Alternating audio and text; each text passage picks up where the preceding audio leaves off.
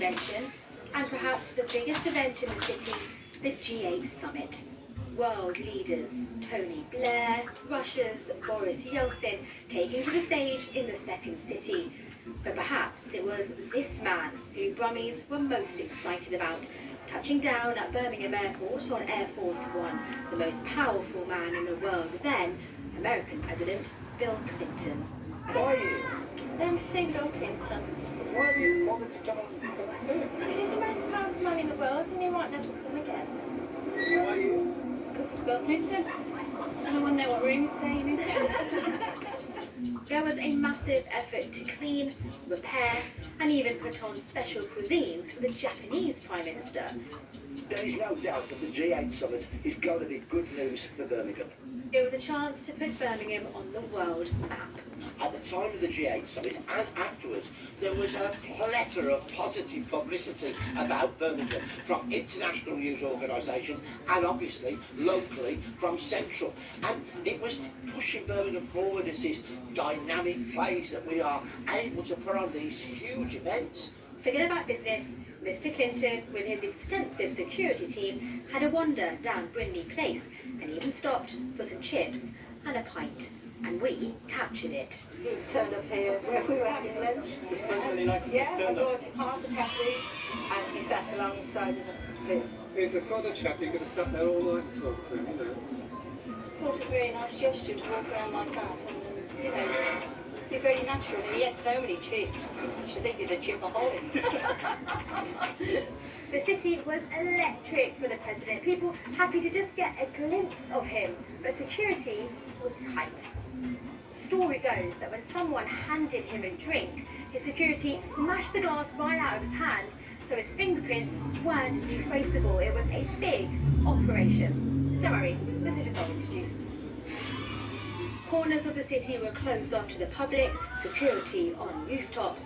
Even the hotel Mr. Clinton was staying at was a secret. The rumours are that Bill Clinton's staying here. Are they true? I obviously wouldn't be able to tell you anything like that. But we were right. It was the Swallow Hotel, now Delta. General manager at the time, Brendan Carr, remembers the secrecy of it all. It wasn't until about probably 6 months out that we knew who would be staying here.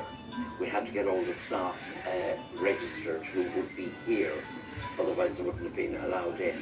His engineers came and did all that was necessary to add further security to the suite he occupied.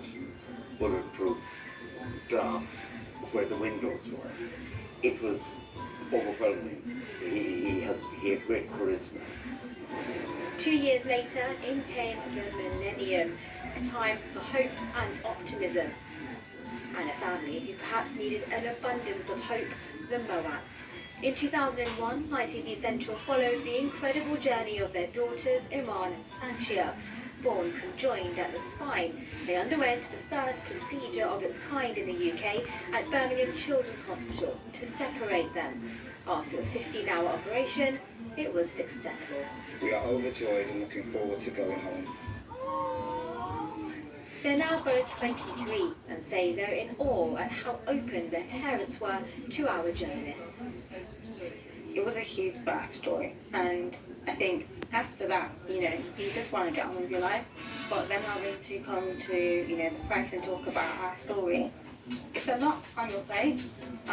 But we really appreciate that because there was a genuine interest that people want to know that we're okay. And there were also good things like the environment that you guys have created for them to feel comfortable in coming forward with our story, and even the interviews they've had with you and peers, including ourselves. It's always been a really good environment to talk to you guys. Iman and Sanchia have spina bifida as a result of the operation, but that hasn't stopped them going to university, getting jobs, and hopefully starting a music career with their little sister Damaris. If anything, I've learned a lot from them in becoming more of an assertive woman. A bond like no other. Ravneet Nandra, ITV News.